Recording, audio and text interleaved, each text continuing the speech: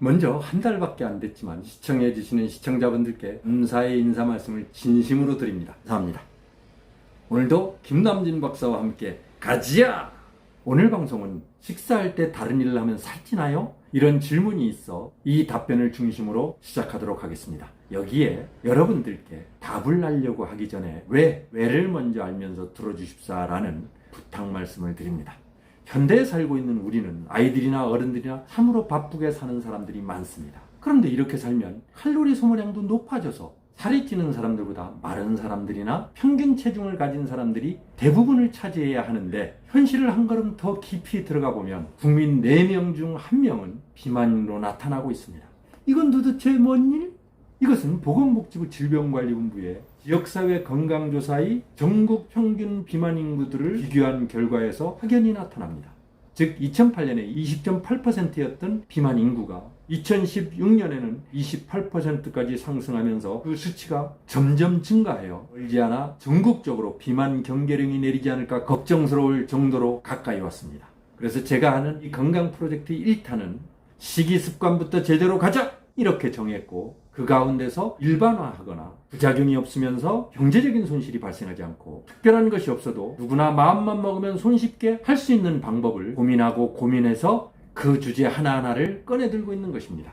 물론 제가 얘기하는 것들 중에는 이미 알고 있는 것들도 있고 간과하고 있는 것들도 있을 것입니다. 여기서 저는 감히 아는 것은 쓰레기다라고 말씀드리고 싶습니다. 아니, 그렇게 심한 말을? 아는 것은 힘이잖아요 라고 반문하실 수 있으실 겁니다. 그러나 실천을 안 하면 쓰레기통으로 들어가는 휴지와 마찬가지입니다. 아는 것이 힘이 아니라 실천하는 것이 힘인 것입니다.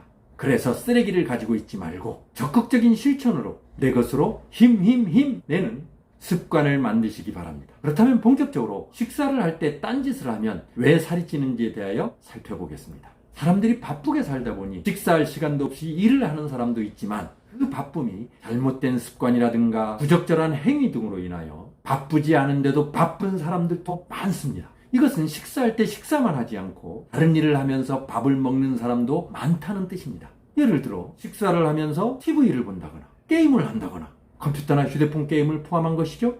책을 읽는다거나 컴퓨터 작업을 포함한 여러 가지 작업들을 한다거나 하는 것들을 말합니다. 혹시 여러분들은 밥을 먹을 때 컴퓨터 게임을 한다거나 TV 시청을 하는 등 다른 일을 하면서 먹고 있거나 먹어본 적은 없나요? 아니면 식사를 할 때 음식의 맛을 느끼면서 어떤 반찬이 있는지, 짠지 싱거운지, 그리고 어떤 게 더 맛있는지 집중하며 먹고 있나요? 자, 여기서 가족이나 지인들과 함께 식사하는 사람들도 있지만 혼자 밥 먹는 소위 혼밥족들도 분명히 있으실 겁니다. 그러면 TV나 휴대폰을 보면서 친구 삼아 먹을 수도 있습니다. 오히려 밥만 먹는 것보다 덜 심심하고 덜 외롭지 않겠습니까? 체중에 걱정을 할 필요가 없다면 그렇게 하셔도 됩니다. 그런데 중요한 것은 지금 식사를 할 때 왜 먹는 것에 집중해야 하느냐 하는 것과 비만 예방이라는 목적이 뚜렷하게 잡혀 있다는 것입니다. 그렇다면 식사할 때 먹는 것에 집중하지 않고 다른 일을 한다면 어떻게 살이 찌고 왜 찌는지, 그 궁금증을 근거 중심으로 좀 더 자세히 풀어보겠습니다.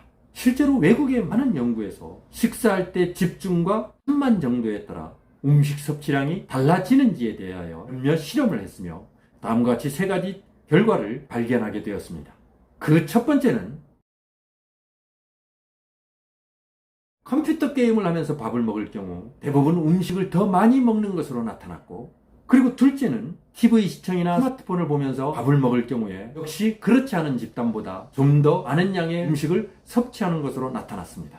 여기에다 식후에도 간식을 섭취하는 양이 컴퓨터 게임을 하던 집단은 타 집단에 비하여 70% 가까이 간식을 더 먹고, TV 시청이나 스마트폰에 빠져서 식사를 했던 집단도 그렇지 않은 집단에 비해 20% 가까이 음식을 더 먹는 것으로 나타났습니다. 그런데 3번째는 다른 일을 하지 않고 음식에 대한 이야기를 중심으로 먹는 것에 집중한 집단은 그렇지 않은 타 집단에 비하여 음식 먹는 양도 적고 식사 후에 간식 섭취 양도 가장 적은 것으로 나타났습니다. 이 결과는 다른 국내외의 연구도 이와 유사한 결과들이 많아서 큰 신뢰를 얻을 수 있었습니다. 결국 식사에 집중하지 못하고 정신이 분산되면 음식 고유의 맛을 못 느끼거나 오래 씹지 못해서 포만감을 제대로 느끼지 못한다.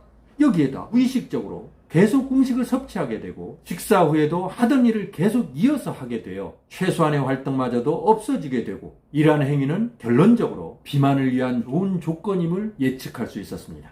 반면에 집중해서 먹을 경우에는 음식이나 간식 섭취가 줄어들고 집중도에 따른 포만감을 쉽게 느끼면서 식욕을 억제하는 데 도움이 되는 것을 발견할 수 있었습니다. 따라서 식사할 때는 밥만 먹으시라. 예? 반찬은 먹지 말고요? 에이, 먹어야죠. 짓하지 말고 식사에만 집중하자는 말씀. 이러한 것은 특히 아동이나 청소년기의 학생들에게 더 두드러지게 나타남을 기억하시기 바랍니다. 따라서 자녀들의 지도에 도움이 되길 빌어봅니다. 오늘은 여기까지. 건강닥터와의 계속적인 만남을 기대합니다. I'll be back soon.